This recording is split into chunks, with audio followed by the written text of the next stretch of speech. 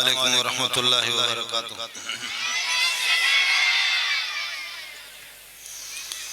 बिस्मिल्लाहिर्रहमानिर्रहीम। अल्हम्दुलिल्लाहि वस्सलातु अला अहलिहा व बअद। फ़अऊज़ु बिल्लाहि मिनश शैतानिर रजीम। बिस्मिल्लाहिर्रहमानिर्रहीम। वइज़ यरफ़उ इब्राहीमुल क़वाइद मिनल बैति व इस्माईलु रब्बना तक़ब्बल मिन्ना इन्नका अंतस समीउल अलीम। रब्बना वजअलना मुस्लिमैन लक व मिन ज़ुर्रिय्यतिना उम्मतन मुस्लिमतन लक व अरिना मनासिकना व तुब अलैना इन्नका अंतत तव्वाबुर रहीम। रब्बना वबअस फ़ीहिम रसूलन मिनहुम यतलू अलैहिम आयातिका व युअल्लिमुहुमुल किताब वल हिकमत व युज़क्कीहिम इन्नका अंतल अज़ीज़ुल हकीम। वमन यरग़बु अन मिल्लति इब्राहीम इल्ला मन सफ़िह नफ़्सहु वलक़द इस्तफ़ैनाहु फ़िद दुनिया व इन्नहु फ़िल आख़िरति लमिनस सालिहीन। अल्लाहुम्मा सल्लि अला मुहम्मद व अला आलि मुहम्मद कमा सल्लैता अला इब्राहीम व अला आलि इब्राहीम इन्नका हमीदुम मजीद। अल्लाहुम्मा बारिक अला मुहम्मद व अला आलि मुहम्मद कमा बारकता अला इब्राहीम व अला आलि इब्राहीम इन्नका हमीदुम मजीद। बिरादर मुकर्रम मौलाना मोहम्मद हसन ज़ैब साहिब, मुदीर मदरसे हाजा और मदरसे के मुंतज़िमीन मुतवल्ली हजरात, मदरसे के मोतक़िदीन और मुतवस्सिलीन और मेहमानान गिरामी जो बाहर से आप तशरीफ़ लाए और यहाँ प्रोग्राम में मौजूद हजरात उलमाए किराम, अज़ीज़ तलबा, ये प्रोग्राम काफ़ी देर से शुरू है और काफ़ी देर से चला आ रहा है। बिरादर मुकर्रम मौलाना इमदादुल्लाह साहिब का बयान हो चुका है और शायद दीगर नातखान हजरात और दीगर उलमाए किराम के बयानात हो चुके हैं। मौलाना हसन साहिब वो हमारे साथी है। अब साथियों को आदमी इनकार कर भी नहीं सकता, उनको रद्द कर भी नहीं सकता। उनका हुक्म था और आपके कुछ इलाके के कुछ हजरात, उनका आर्डर था, तो इसलिए मैंने हाजिरी दी। गला मेरा बिल्कुल बैठ गया है। पूरा दिन सुबह 7 बजे 8 बजे से 1 बजे तक, जोहर से असर तक सबक पढ़ाता हूँ। रात को फिर जलसे ही जलसे, 12-1 बजे के बाद 12 बजे के बाद जलसों से वापस घर पहुँच जाते 12। उसके बाद घंटा 2 घंटा किताब देखते हैं, 2:30-3 बजे जा कर के 2-3 घंटा सो जाते हैं। सुबह को फिर सिलसिला शुरू होता है। मैं आपका वक़्त नहीं लूँगा। मौलाना हसन साहिब ही वो मेरे मुखातब है, मैं उनसे भी मुखातिब हूँ और मस्जिद और मदरसे के मुतवल्ली और मुआविनीन हजरात से, अहले महल्ले से, कि मौलाना हसन साहिब वो हड्डियों का मजमू है। बाज़ हमारे बलोच और सिंधी और पठान माशाल्लाह ऐसे मोटे होते कि ट्रक भी नहीं उठा सकते,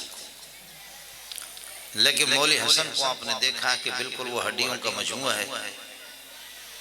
मौलाना हसन साहब मदरसा खाक चलाएगा या मौली मंजूर मदरसा क्या चलाएगा? और क्या जन्नत में सिर्फ मौली हसन को जाना है? प्यारे पैगंबर सल्लल्लाहु अलैहि वसल्लम और 1.25 लाख अनबिया किराम, उनकी ज़ियारत और उनकी रफ़ाकत सिर्फ मौलाना हसन के लिए ज़रूरी है, हम में से किसी के लिए ज़रूरी नहीं है।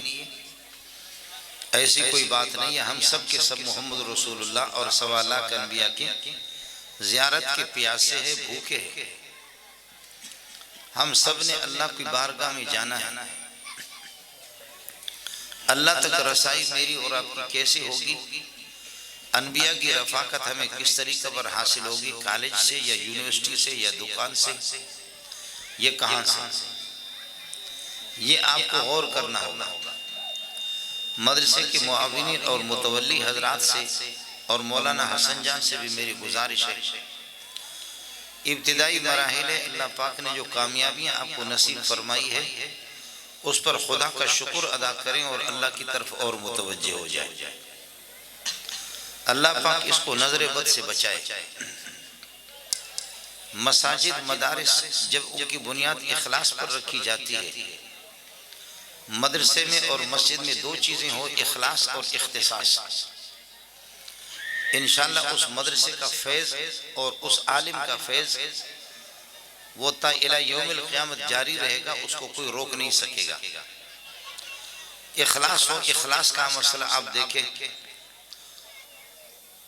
व इज़ यरफ़उ इब्राहीमुल क़वाइद मिनल बैत व इस्माईल, आदम अलैहिस्सलातु वस्सलाम ने बैतुल्लाह की बुनियाद रखी थी,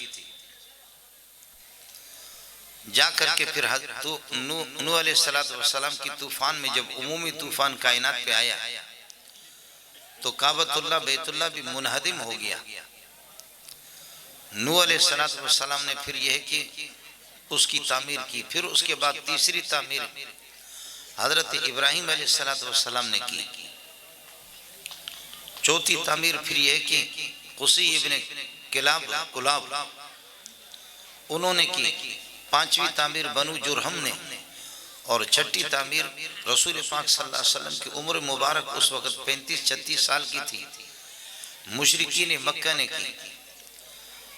सातवीं तामीर फिर अब्दुल्लाह इब्न ज़ुबैर हजरत आयशा के भांजे थे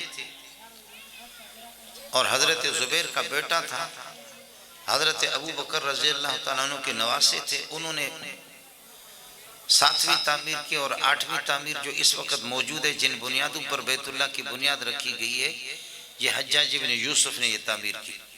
उसके बाद इसकी तजदीद होती रही। ये जो बैतुल्लाह है इसको काबतुल्लाह भी कहते हैं, और काबा कहते उभरी हुई चीज को। ये जो हजरात पीछे जो पठान खड़े हैं, आप तक मेरी आवाज पहुंच रही है या नहीं पहुंच रही?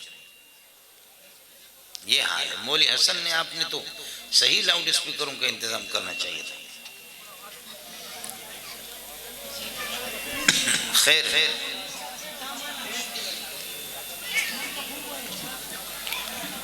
नहीं नहीं, ये आवाज मेरी तो तरफ से है, लेकिन उधर से लाउड, उधर आपने कोई यूनिट वूनिट नहीं लगाया। सारा चक्कर ये है।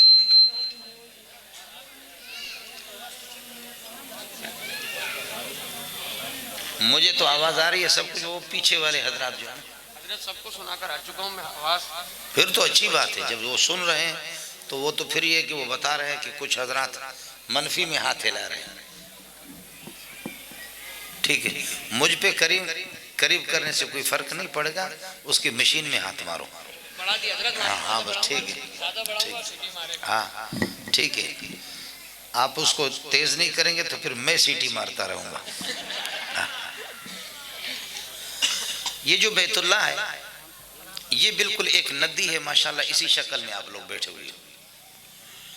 ये नदी है, नदी का सैलाब का पानी इसमें आता था। यहाँ नदी के किनारे पर सबसे पहले फरिश्तों ने इसकी बुनियाद रखी, ये है। और काबा कहते टीले को, और ऊंची उभरी हुई चीज को कहते हैं। आपने पहले इस बच्चों को इधर बिठाया क्यों? ये तो आपका निजाम नाकिस है ना। आप बच्चों को नहीं बिठाते, आप ये करते कि बड़ों को बिलाते। अब ये कुतो पुतो अक्तो अब सब कुल्लुम अजमून, इनको समझाए कौन? इन सबको आपने यह कि बिठाया है। होना ये चाहिए था कि बड़े हजरत आप यहाँ पर बिठाते। बच्चों को आप बिठाए, मेंढकों को टोकरी में जमा करे, फिर मेंढक छलांग नहीं मारेंगे तो क्या करेंगे? खैर खैर, बस अभी छोड़ दे, मेरी तकरीर काफी, आप छोड़। ये जो नदी है, इस नदी के किनारे पर ये काबतुल्लाह है। सैलाब का पानी इस तरह आता था, पानी का रुख ये है, रास्ता यही है। लेकिन जब पानी यहाँ पर पहुंचता था तो पानी अपना रुख बदल करके 7 मरतबा तवाफ करके फिर आगे निकल जाता था। अब पठान और बलोच खुद अंदाजा लगाएं कि सैलाब ने अपना रुख बदला, लेकिन पठान बलोच को खुदा करे कि ये भी अपना रुख बदल दे। पठान और बलोच ये सोचें कि सैलाब और तूफानों का रुख भी बैतुल्लाह ने मोड़ दिया है। और वो जो बैतुल्लाह काबतुल्लाह वो क्या है? वो एक मस्जिद थी। नतीजे ये निकला कि मेरे और आपके रुख को बदलने वाली कायनात के अंदर मस्जिदें और मदरसे और खानकाहें। सैलाब का पानी जितनी भी तेजी के साथ यहाँ आता तो फिर यहाँ से मुड़ करके काबतुल्लाह के तवाफ करके फिर आगे चले जाते हैं। सैलाब का पानी जब काबतुल्लाह के दाएं बाएं घूम करके 7 मरतबा चक्कर लगाते हैं। आपसे मैं 7 मरतबे का अर्ज नहीं करूंगा, 24 घंटे में 5 मरतबा तो मस्जिद का चक्कर लगाएं। ये जो तवाफ है 7 मरतबा तवाफ करके फिर पानी आगे चला जाता है। आप हजरत मेहरबानी कर लें कि पठान और बलोच और जो मुसलमान यहाँ रह रहे हैं 5 मरतबा मस्जिद खदीजतुल कुबरा की आप ज़ियारत कर लें। मेरे नबी ने फरमाया कि इज़ा रअयतुमुर रजुल यतअहदुल मस्जिद फशहदू लहू बिल ईमान। जब किसी मुसलमान को देख लो कि वो मस्जिद के इर्द गिर्द घूमता है, मस्जिद में जाता है, फशहदू लहू बिल ईमान है, तो उसके लिए तुम सारे के सारे गवाह बन जाओ कि यह पक्का मोमिन है।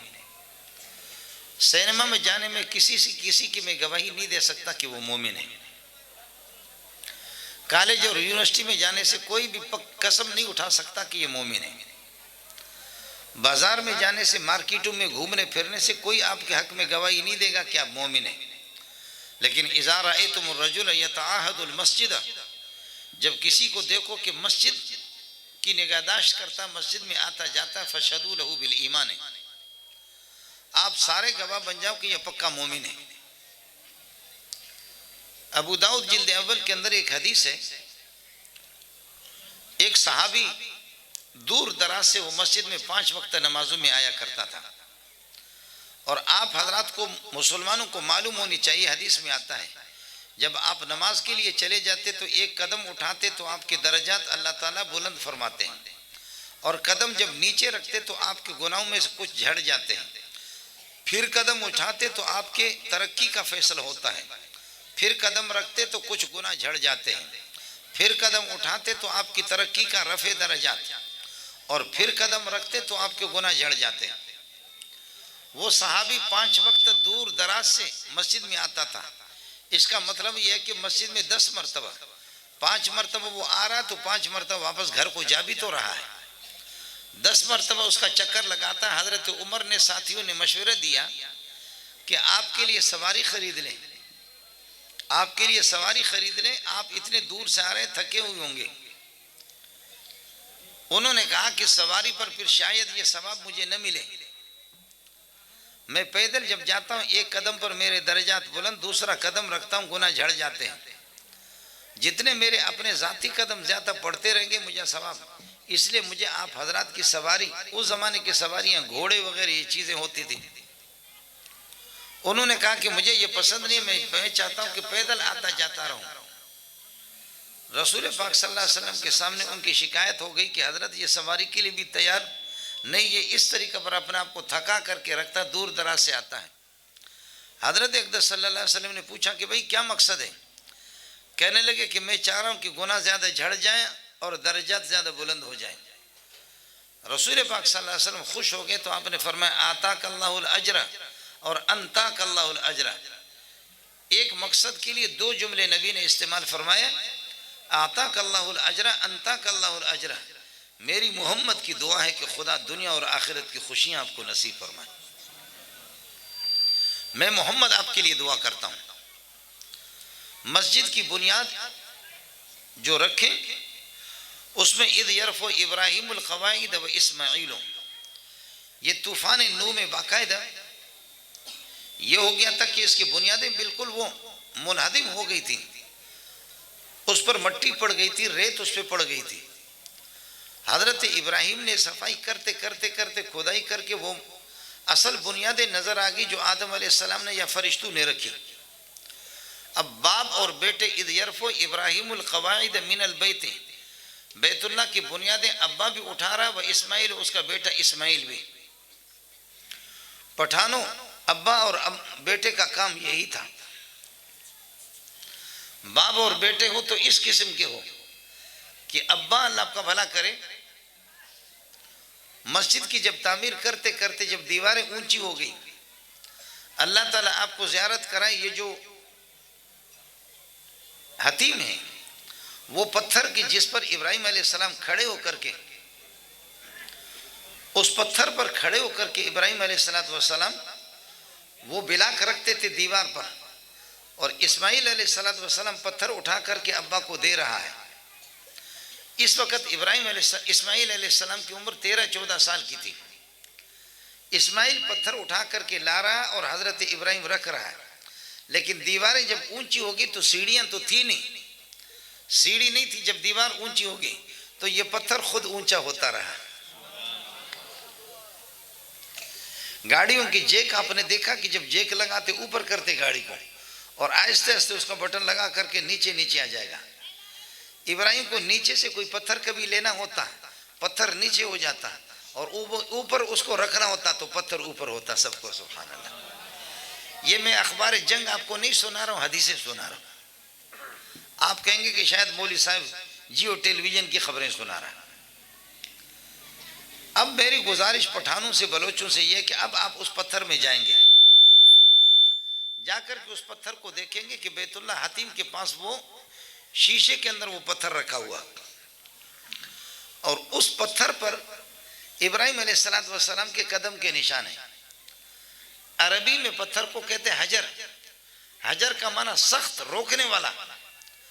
पत्थर के अंदर जितना मुक्का मारो उसमें तेरा असर नहीं होगा, जितने कराटेबाज तुम शाट मारो पत्थर में तुम्हारा असर नहीं होगा। कीचड़ के अंदर जाएंगे, नरम नरम अगर पत्थर रखेंगे, पाँव रखेंगे तो आपके पाँव का असर आएगा कीचड़ पे, भूस वाली जमीन पर, नरम वाली जमीन पर। लेकिन मसला चूंकि वो पत्थर, उस पत्थर का पठान से वास्ता नहीं था, बलोच से वास्ता नहीं था। वो जो पत्थर जिस पर अपने कदम रखा, वो नबी पाक सल्लल्लाहु अलैहि वसल्लम भी उन्हीं के औलाद में से फरमाते, अना दावत अबी इब्राहिम, मैं अपने अब्बा इब्राहिम की दुआओं, मैं इब्राहिम की दुआओं से मैं मोहम्मद पैदा हो चुका हूँ, मैं उनकी दुआओं की बरकत हूँ। अब उस पत्थर पर इब्राहिम अलैहिस्सलाम ने जो अपना पाँव रखा है, आज तक उस पत्थर ने, वो पत्थर जैसे कि भूस वाली ज़मीन और नरम ज़मीन आपके पाँव का निशान उस पर पड़ता है, तो इस तरीके पर वो पत्थर नरम हो गया। इब्राहिम अलैहिस्सलाम के पाँव निशानात बिल्कुल उस पर बाकी है। पठान साहिब आपसे मेरी गुजारिश ये होगी कि पत्थर भी वो भी नरम हो जाते हैं, और पत्थर भी नबी के कदम को जगह देता है अपने सीने में। आज भी वो नक्शा मौजूद है। वो किसी लोहे से चीर चीर चीर चीर करके लोहे से इब्राहिम के पाँव का नक्शा नहीं बनाया गया, वो पत्थर खुद नरम हो गया। अल्लाह वास्ते पठानो बलोचो, तुम नरम हो जाओ, कुरान को भी अपने सीने में जगह दे दो, खुदा की कसम कामयाब हो जाओ।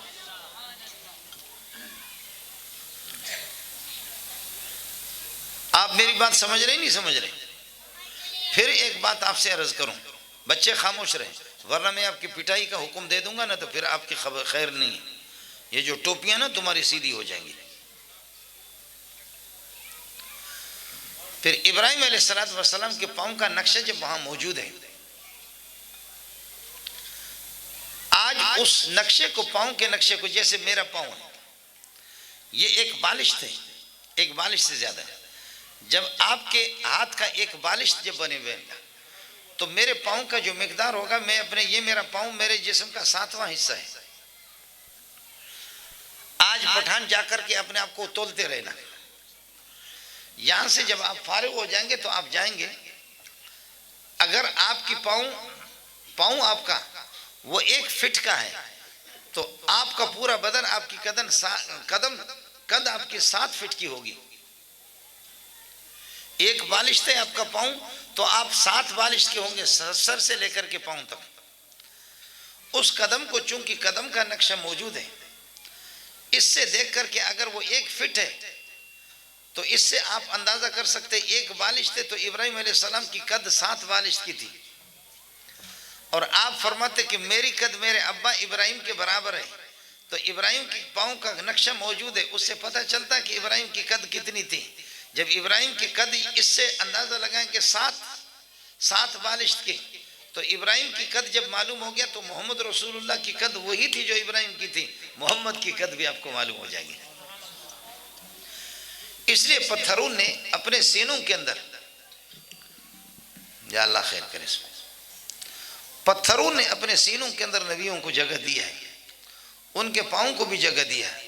अल्लाह वास्ते सारी कायनात दौड़ दौड़ करके नबी के कदमों में आ जाओ, आपको इज्जत भी मिल जाएगी, दुनिया और आखिरत की इज्जत भी आपको मिलेगी।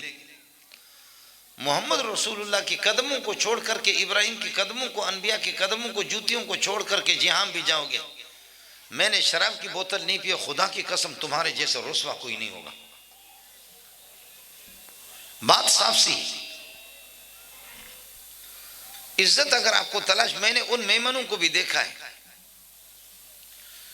कि किसी के 10 बेटे हैं, 9 बेटे हैं, 7 बेटे हैं, वो आलिम भी, हाफिज भी, इतनी इतनी उनकी दाढ़ियां हैं, तबलीग में भी जुड़े हुए।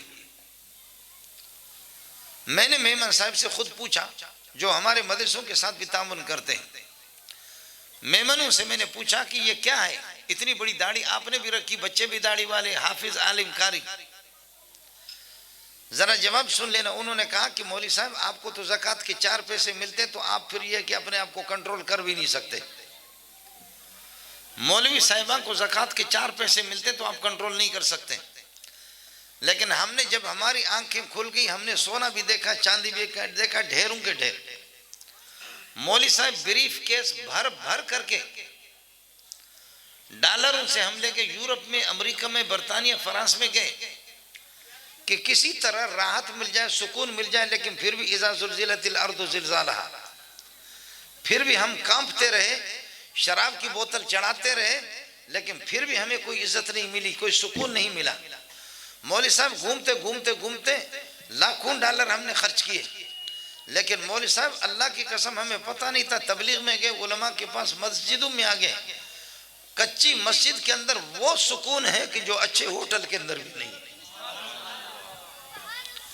उन्होंने कहा कि हर तरफ से हमें जब ठोकर लगी, अब हमें पता चल गया कि इज्जत, चैन और सुकून और राहत वो मोहम्मद की कदमों में, पैसे में नहीं है। इस वजह से मेरी गुजारिश, मैं आपसे चंदा मांगने भी नहीं आया हूं। मैं आपसे ये भी नहीं कहूंगा कि आप मौलवी हसन को चंदा दे दें। कुछ जमाना आप ये कर दो, आप हजरात पठान और बलोच और सिंधी, सिराइकी, मुहाजिर सारे इत्तेफाक करो, पाकिस्तान में ऐलान करो कि मौलवियों का, मदरसों का चंदा बंद, तबलीगी जमातों को मस्जिद में आने न दो, बंद, सब कुछ बंद, तबलीगी पाबंदी, नमाजों की पाबंदी, सब कुछ पाबंदी लगा दो, तो इंशाल्लाह आप देखेंगे कि सूरज पर भी पाबंदी लगेगी, चांद पर भी पाबंदी लगेगी। आप देखेंगे कि आसमान के भी टुकड़े टुकड़े हो जाएंगे, फिर न पाकिस्तान रहेगा, ना आप रहेंगे, न मैं रहूंगा। इसलिए कमजोरियां हैं, कोताहियां सब कुछ मदारिस में है, लेकिन ये लोग काम कर रहे हैं। कमजोरियां, कोताहियां अपनी जगह पर है, लेकिन ये काम कर रहे हैं। मैं बिरोई, बलोची, उर्दू, अरबी, फारसी फर फर बोलता हूं, सिंधी 6-7 ज़बानें में बोलता हूं। मैं PhD डॉक्टर भी हूं। मुझे आपके परवेज मुशर्रफ की उसका लेटर आ गया, 2008 की बात है, कि आपको सुप्रीम कोर्ट के जज बना रहे। मेरे शेख के पास वो एजेंसी वाले आ गए, लेटर लेकर के आ गए। हजरत जी ने मुझे बुलाया कि क्या मर्जी है आपकी, आप सुप्रीम कोर्ट के जज बनना चाह रहे? मैंने कहा आप समझे नहीं समझे, लानत भेजता हूं किस पे? सुप्रीम कोर्ट वाले जज को कौन जानता है? आज तलबा की जूतियां सीधा कर रहा हूं, खुदा ने वो इज्जत दी है कि तुम्हारे जज के बाप को भी ताकत नहीं। तलबा के जूते सीधे कर रहे, पठान, बलोच। और एक और फौजी साहब ने मुझे, ब्रिगेडियर ने कहा कि मौलवी साहब आपको हम टिकट देते, इंतखाबात में खड़े हो जाओ, असेंबली में पहुंचो, आपको अगर वजीर न बनाए तो मेरे अब्बा की कब्र पे लानत करो। कहने लगे आपको वजीर बनाए?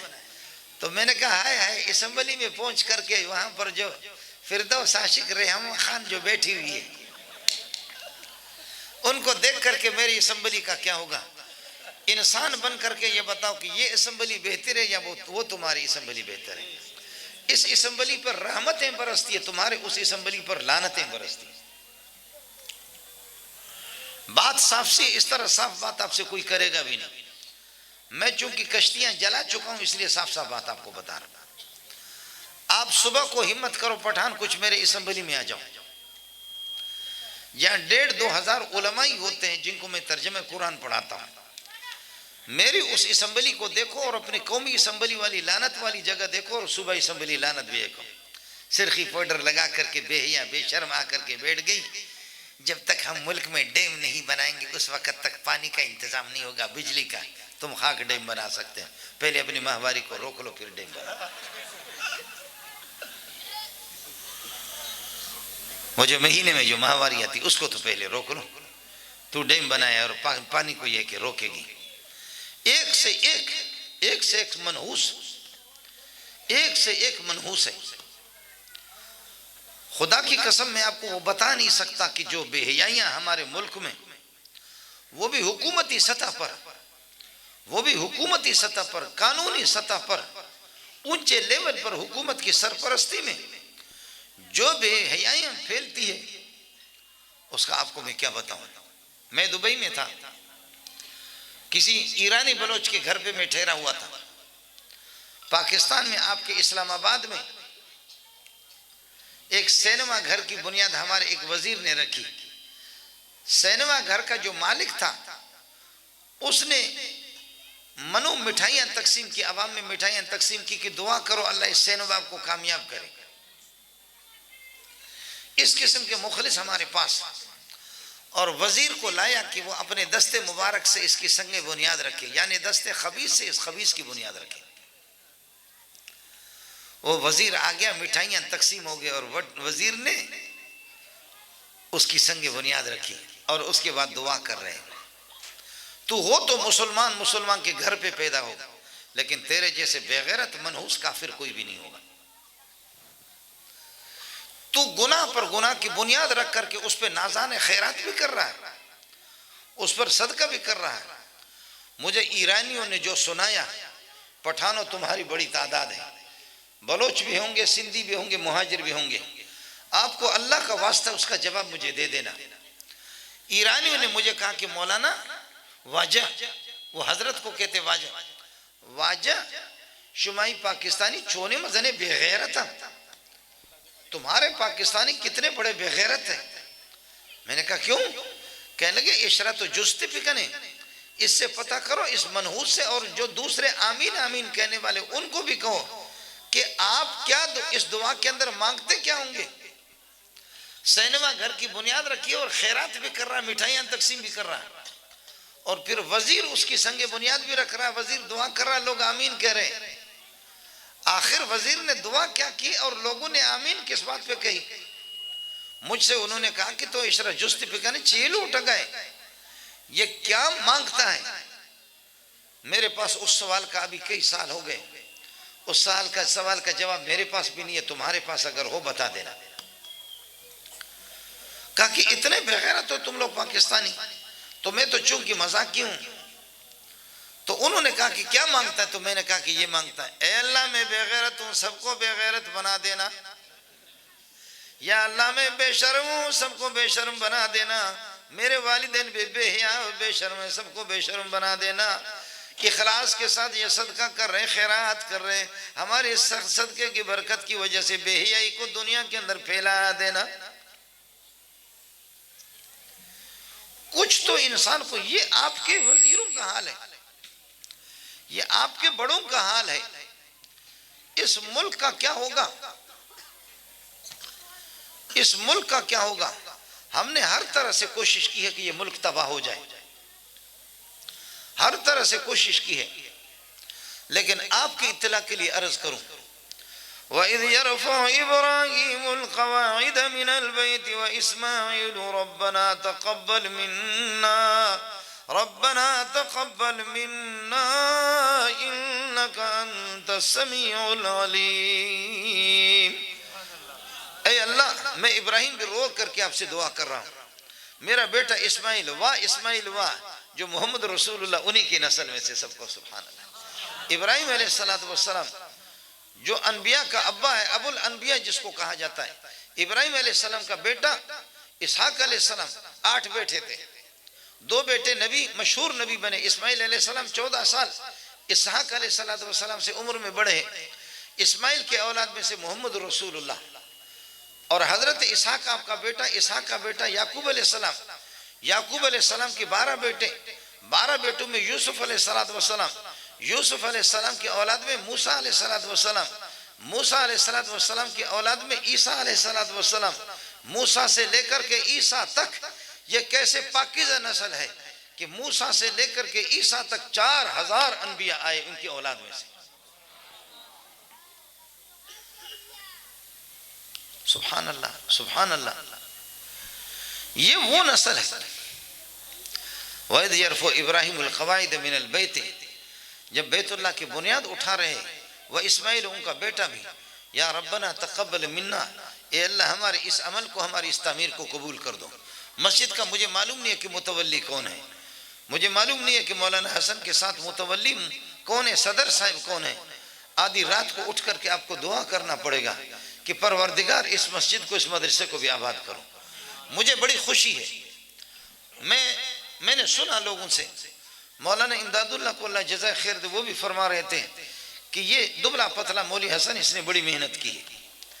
मैं हसन नहीं, हसन जैसे मैंने हज़ारों को पढ़ाया है, लेकिन मैं उसी जगह पर हूँ। मैं खैबर पख्तून में, पंजाब में, सरहद में और इसी तरह सिंध में, बलूचिस्तान में जाता हूँ। हज़ारों उलमा को मैंने पढ़ाया, लेकिन मैं मौली मंजूर उधर ही हूँ, लेकिन शागिर्दों को कभी देखता हूँ आसमानों पे पहुंचे हैं, मैं हमारी टोपी भी गिर जाती है, अल्लाह ने उनसे काम लिया। मैं बदबख्त उसी तरह हूँ। हमें बड़ी खुशी होती है कि हमारे साथी बाज, अल्लाह पाक उनसे काम लेता है, लेकिन खुदा नजर बद से इनकी हिफाजत फरमाए। आप हजरत मस्जिद में जो नमाज पढ़ने वाले, इस मदरसे के लिए भी दुआ करें फैजुल उलूम में, अल्लाह इसके फैज़ को भी आम कर दे।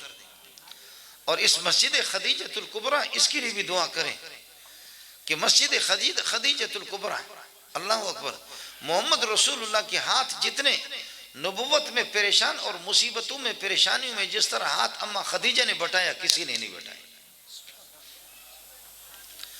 अम्मा खदीजा का जब इंतकाल हो गया, उसके बाद मेरे नबी ने 9 शादियां भी की, 9 शादियां, और 2 लोंडियां थी, मारिया और रेहाना।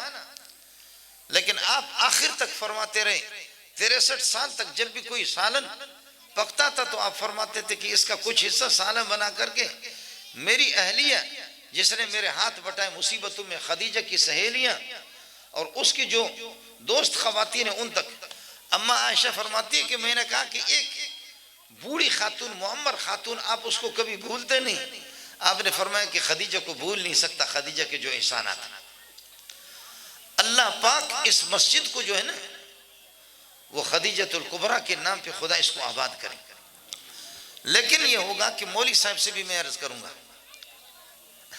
हमारे यहाँ होता है, आपको अजीब बात बताऊं, मदरसा किसी ने बढ़ाया 40 करोड़ का, किसी ने 60 करोड़ का, किसी ने 20-30 करोड़ का। उस वक्त पैसे की कीमत थी, हमारे कुछ साथियों ने बनाया, सेठों ने बनाया, मक्खियां मार रहे, तलबा भी नहीं होनी।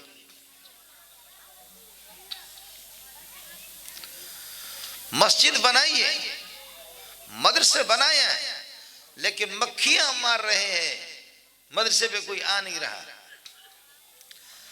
अब हमारे यहाँ ये भी हो गया कि अल्लाह आपको भला करे, तलबा को कहते हैं कि आ जाओ, आपका वजीफा इतना होगा। दूसरा मौलवी कहते हैं कि अगर वो 5000 वजीफा देता है तो मैं 7000 देता हूँ। तीसरा कहते हैं मैं 8000 देता हूँ। चौथा मौलवी कहता है कि हम आपको उम्र कराएंगे, उम्र की टिकट देंगे।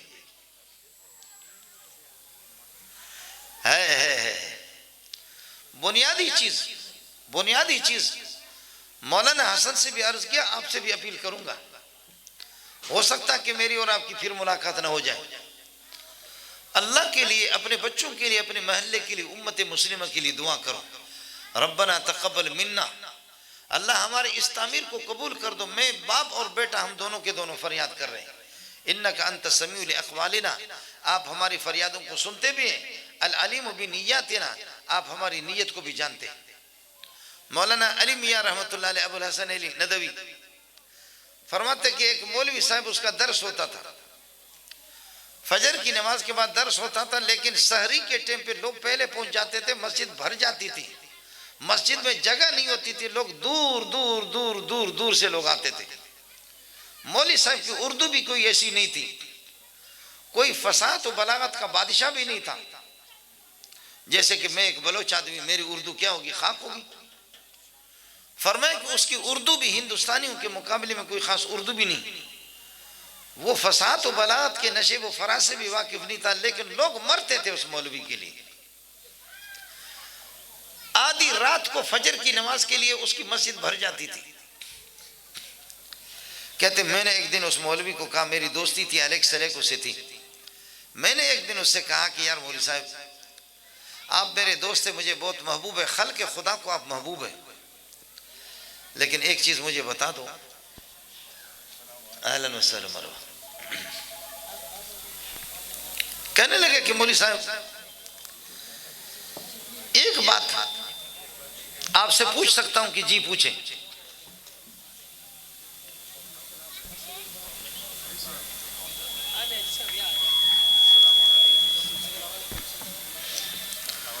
कहा मौलवी साहब ये बताओ क्या बात है कि आपकी मस्जिद में जगह भी नहीं होती, आधी रात को लोग दौड़ दौड़ करके आपकी मस्जिद में आ जाते हैं फजर की दर्स सुनने के लिए।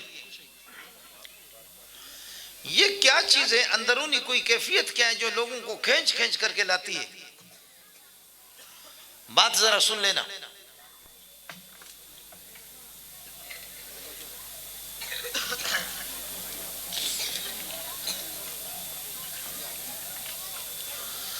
आधी रात को लोग आते हैं, आपकी मस्जिद में जगह नहीं होती, खुदा वास्ते ये बता दो कि ये क्या चक्कर है, इसके पीछे क्या क्या आपके पास क्या अमल है? मौलवी साहब के आंसू आगे, कहने लगे ये बताने की चीज नहीं है, लेकिन बता देता हूं आपको। कहा जी बता दो।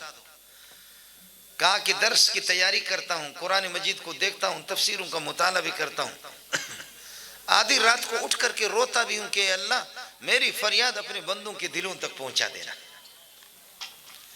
या अल्लाह जो मेरी मेहनत है उस मेहनत को और मेरी इस फरियाद को अपने बंदों के कानून तक, उनके दिलों तक पहुंचा दे।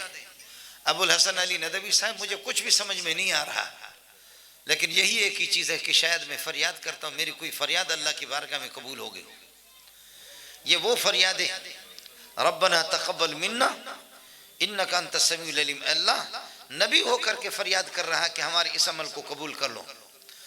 मेरा कभी मक्का में जाना होता है, मक्का मदीना, मुझे कराची के अंदर 40 साल हो गए, लेकिन मुझे कुछ नजर नहीं आ रहा।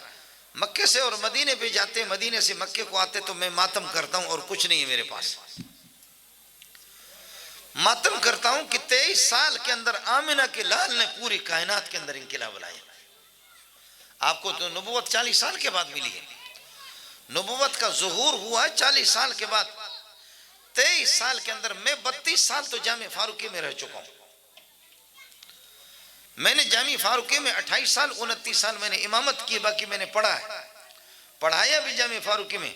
लेकिन आंखें बंद करता हूं कि मौली मंजूर कौन सा इंकिलाब आपने लाया, क्या किया है, वो मुल्ला मंजूर क्या किया है, तो मौली मंजूर को कुछ भी नजर नहीं आता। आमिना के लाल के 23 साल के उस मेहनत को देख करके मौलवियों के हवास मुअत्तल हो जाएंगे, हवास उनके मुअत्तल हो जाएंगे, मौलवी सोच भी नहीं सकता। ये वो अंदरूनी कैफियत है, ये वो अंदरूनी कैफियत है। अल्लाह के साथ जितना ताल्लुक होगा, इसलिए मेरी गुजारिश होगी मौली हसन जान से, मौली हसन मुझे महबूब है और आप भी मुझे महबूब है। मदरसे की इस तामीर में अल्लाह की तरफ रुजू करेंगे। दिल्ली में जब जामी मस्जिद की बुनियाद रखी जा रही थी, आज इन्होंने मुझे कहा मस्जिद की बुनियाद रखो, पता नहीं क्या है, क्या साजिश थी हमारे खिलाफ, अमेरिका की साजिश थी कि मस्जिद की बुनियाद रखो। बम मस्जिद की बुनियाद आप किसी अल्लाह वाले आदमी से रखवा दे। हमारे यहाँ जब मदरसे में 1-2 बोर हो गए और फिर कहते कि उस्ताद जी पानी दम करके इसमें डालो, शायद मीठा पानी आ जाए। मैंने कहा कि बाबा छोड़ो, ये जितने मौलवी है इसमें से किसी से दम नहीं कराओ, दम कराओ इन मासूम बच्चों से दम कराओ। ये जो मौलवी है इनसे दम न कराओ, दम कराओ इन मासूम बच्चों से दम कराओ। दिल्ली की जामी मस्जिद की जब बुनियाद पड़ रही थी, अल्लाह अकबर, तो आलमगीर रहमतुल्लाह अलैह ने मौलवियों को बुलाया, जैसे कि आप इतने मौलवियों को दावत दी, सूफियों को, तबलीगियों को, मौलवियों को दावत दी, खूब खिलाया पिलाया। उसके बाद कहने लगे मैं मस्जिद की बुनियाद रखना चाह रहा हूँ, लेकिन ओ मौलवियो, ओ शेखुल हदीसो, ओ शेखुल तफसीरो, ओ बुजुर्गो, हमारे नाम इतने बड़े होते, इतने ज्यादा कि इश्तिहार पे जगह भी नहीं होती, पूरा इश्तिहार नाम से भर जाता है। अल्लाह अकबर। तौबा। कहने लगे कि कोई ऐसा मौलवी कसम उठाए कि जब से बालिग हो चुका है, तहज्जुद की नमाज उसकी नहीं छूटी है, सफर में, हजर में, सर्दी में, गर्मी में, सेहत में, तंदुरुस्त में, गमी में, खुशी में, कभी भी तहज्जुद की नमाज न छूटी हो, वो बंदा मस्जिद की बुनियाद रखे। अब मैं मौली हसन को देख रहा हूँ, यार हसन ये तहज्जुद होता क्या है, ये तहज्जुद क्या है, किसी मौलवी का नाम है? मौली हसन मुझे कहता है उस्ताद जी मैं कभी पढ़ता हूँ कभी नहीं पढ़ता। फिर दूसरे तबलीगी साहब को कहा, उसने कहा कि जी ये तो इस तरह तो नहीं हो सकता कि हमेशा आदमी पढ़े, कभी कभी रह भी जाती है, बीमारी में रह जाती है, परेशानी में रह जाती है, सर्दियों में रह जाती है, और सफ़रों के अंदर भी रह जाती है। मौलवी एक दूसरे को देखने लगे, अरे कोई ऐसा मौलवी कसम उठाए, ऐसा सूफी, ऐसा तबलीगी जिसने कभी तहज्जुद की नमाज ना न किया हो, मस्जिद की बुनियाद वो रखे। और सैकड़ों हजारों में मौलवी में तबलीगों में एक भी नहीं निकला, एक भी नहीं निकला। इसलिए कि उसने कहा मैं कसम दूंगा कि कभी तहज्जुद की नमाज बालिग होने के बाद कभी नमाज उसकी न छूटी हो। सब इधर उधर करते रहे तो आलमगीर ने अपनी टोपी उठाई, आसमान की तरफ देख करके रोने लगे। कहने लगे मेरे रब के साथ मेरा एक राज था, मैं इस राज को आउट करना नहीं चाह रहा था कि किसी को पता न चले, लेकिन ओ मौलवियों मैं लोगों के मसाइल में घेरा हुआ हूँ, मसरूफ हूँ। इन मसरूफियात के बावजूद, इन मशगूलियात के बावजूद बखुदा जब से बालिग हो चुका हूँ मेरी तहज्जुद की नमाज छूटी नहीं है। आप लोग किस तरीके पर कहाँ हो, कभी भी तहज्जुद की नमाज नहीं छूटी।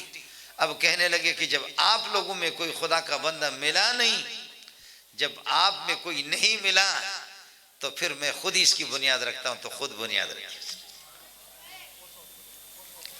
हज्जाज इब्न यूसुफ आप जानते हैं ना, हज्जाज इब्न यूसुफ ने जब वो आ गया तो 1.25 लाख बंदे तो उसने कत्ल किए, 1.25 लाख बंदे कत्ल किए सिर्फ जेलों में।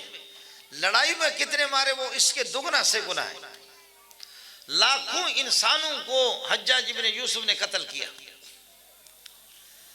लेकिन किसी ने हज्जाज को कहा कि कुछ मौलवी कूफे में रहते, ऐसे ऐसे मौलवी, अगर उन्होंने तेरे खिलाफ हाथ उठाया बद्दुआ की तो तेरे टुकड़े टुकड़े हो जाएंगे। हज्जाज ने रात को मीटिंग की, कहने लगे यार मशवरे दे दो अपने कमांडो, अपने बदबख्तों से कहा कमांडों से कि क्या है ये लोग अगर मुझे बद्दुआ दे देंगे तो मैं मर जाऊंगा, जलील हो जाऊंगा, बताओ इनकी बद्दुआ से किस तरह बचा जाए। तो कमांडो कमांडो होते, चमचे चमचे होते।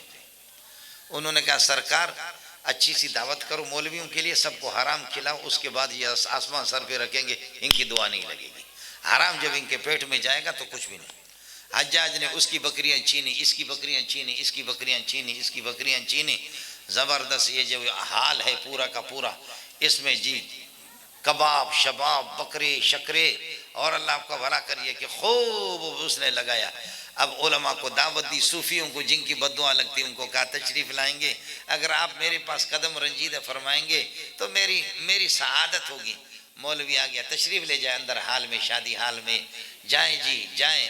जा कर के जब हमने खूब कबाब खाया, खूब कबाब खाया, वो बकरियां हजरत की अपनी थी भी नहीं हज्जाज की, वो सारे के सारे हराम की, तो लोगों को छीन छीन करके उसने, अब मौलवियों ने खाया, खूब खाया, खूब खाया, खूब खाया, खूब खाया। इसलिए कि ऐसे मौके तो बहुत कम हाथ में आते हैं, इस किस्म का मौका कहाँ मिलता। दबा करके जब खाए और जब वो निकले, हज्जाज ने गेट पर खड़े होकर के सबसे हाथ मिलाया कि जी पखेर आता सो ब्या जमुक दोपारे तसो दुआ कवा, हमारे लिए दुआ कर लेना। बस वो जा रहे, सबको रुखसत किया। रुखसत करने के बाद अब नाचने लगा, कहने लगे खट्टिया ये खेरसा हो जमालो, हो जमालो। अब आखिर में जो है नाच रहा है, तो किसी ने कहा क्या, कहने लगे इन सूफियों से खतरा था कि ये बद्दुआ करेंगे, अल्लाह ताला मेरा रेजा अल्लाह मुझे रेजा रेजा कर देंगे। अब इनके पेट में मैंने हराम का लुकमा इस तरह पहुंचाया कि अब कुछ भी करें, एड़ी चोटी की जोर लगाए, जितना भी रोएं, इनकी बद्दुआ मुझे लगेगी नहीं। चुनांचे जिन मौलवियों ने हराम खाया उन्होंने बहुत कुछ किया, किसी की बद्दुआ लगी नहीं। एक मौलवी नहीं गया था, एक मौलवी नहीं गया था जो उसकी दावत में भी नहीं गया था। वो मौलवी साहब, उस मौलवी का किस्सा आपको बता रहा हूँ। वो मौलवी जब गया नहीं था तो कहा कि मेरी दावत पे क्यों नहीं आया, ये मेरी दावत पे क्यों नहीं आया, मौलवी साहब मेरे दावत पे क्यों नहीं आया। लोगों ने कहा वो आपको हरामखोर समझता है, आपको कातिल समझता, आपको जालिम समझता, आपको डाकू समझता, बेगैरत समझता है तुझे, इस वजह से वो तेरी दावत पे आया नहीं। कहा कि फिर क्या करूं। कहा वो तेरी दावत, वो हरामखोर नहीं है वो मौलवी, वो तेरे जैसों को थूकता है, तुझे मान। कहा जो मुझे नहीं मानता, लिहाजा इस मौलवी के टुकड़े टुकड़े करूंगा। कमांडों को तैयार किया कि फौरन इसको मार दो।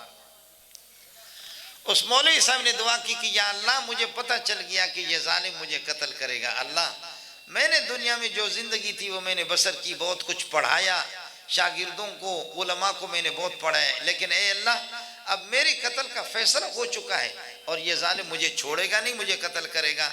ए अल्लाह मैं तो तैयार हूँ, मुझे शहादत मिल जाए, ये तो मुझे कत्ल करेगा, मैं आपके पास आना चाह रहा हूँ, आपकी ज़ियारत हूँ, लेकिन मेरा रब मैं दुआ कर रहा हूँ इसको ऐसी बीमारी में मुब्तला कर लेना, ऐसी बीमारी में मुब्तला कर लेना कि दुनिया के लिए इबरत बन जाए। वो बीमारी में इस तरह मुब्तला हो गया, उस बंदे को तो कत्ल किया, उसको तो कत्ल किया उस आलिम को, लेकिन उसकी बद्दुआ इस तरह लगी कि गले में कीड़े लग गए, कैंसर लग गए। उस जमाने में ऑपरेशन का निजाम नहीं था, तो ये मोटा किस्म का धागा, इस धागे को केमिकल लगाते थे, मिर्च लगाते थे, और हज्जाज इस तरह पड़ा रहता था, उसके मुंह में देते थे, ये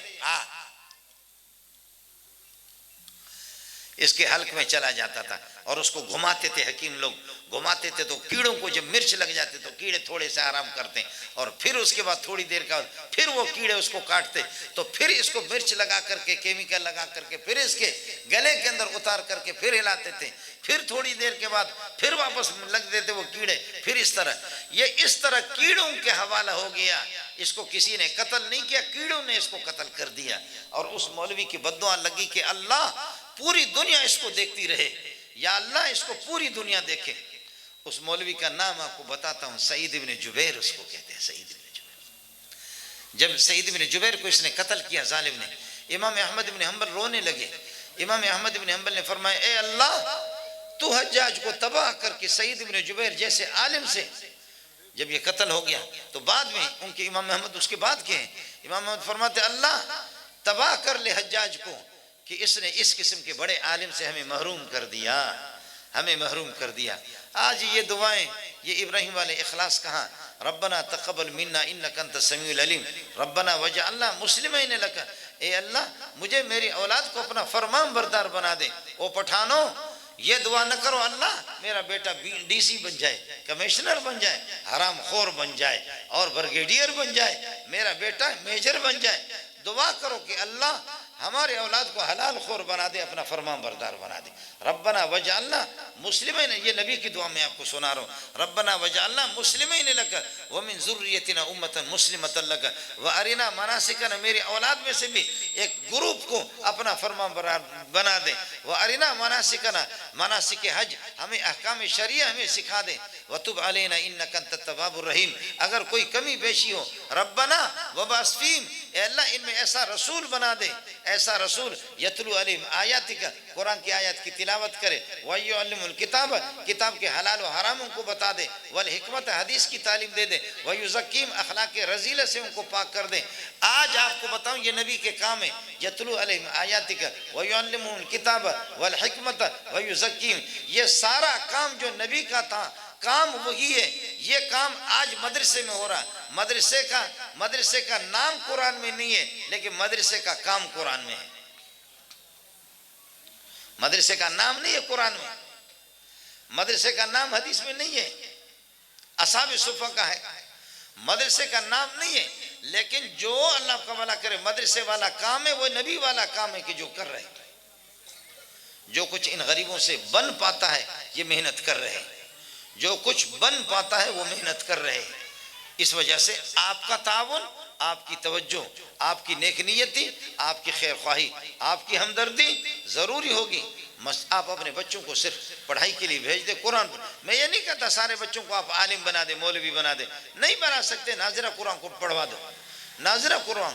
लेकिन खुदा वास्ते अगर मुल्क को बचाना है, मुल्क को बचाना है, उम्मत मुस्लिमा को बचाना है, इस दुनिया को बचाना है, कुरान को सीने से लगाओ। हम में से हर एक मोहताज है कि क़यामत के दिन मुझे सुरखरुई हासिल हो जाए, मुझे नेकनामी हासिल हो जाए, मुझे खुशी हासिल हो जाए, अल्लाह की रज़ा खुशनुदी मुझे हासिल हो जाए, अनबिया की रफ़ाकत मुझे हासिल हो जाए। नबी की रफ़ाकत, खुदा की कसम, अनबिया की ज़ियारत, अल्लाह की खुशनुदी सिवाय कुरान और सुन्नत के कहीं भी नहीं है, सिवाय दीन के कुछ भी नहीं है। अल्लाह ताला आप हजरात का हामी हो, अल्लाह आपका नासिर हो। इस मस्जिद की बुनियाद रखी गई है, अल्लाह पाक इसको यह है कि मस्जिद हराम की शाख बना दे, मस्जिद नबवी की शाख बना दे। अल्लाह ताला इस मदरसे को असहाब सुफ़्फ़ा वाले मदरसे के साथ उसके साथ जोड़ दें और अल्लाह ताला यह कि खल्क़ खुदा को अपने बंदों को इस तरफ मुतवज्जे करे कि इसमें बच्चे आकर के कुरान और सुन्नत की तालीम हासिल कर दें। अल्लाह ताला मौलाना हसन साहब के हामी और नासिर हों और आपके अहले महल्ले को भी मैं सलाम पेश करता हूँ। मुझे चूँकि मौलवी इमदादुल्लाह ने भी बताया, दूसरे कुछ साथियों ने बताया कि महल्ले वाले हजरात की तवज्जो और महल्ले वाले हजरात के अल्लाह का ताउन और उनकी हमदर्दी वो भी काबिल दाद है और काबिल तारीफ़ है।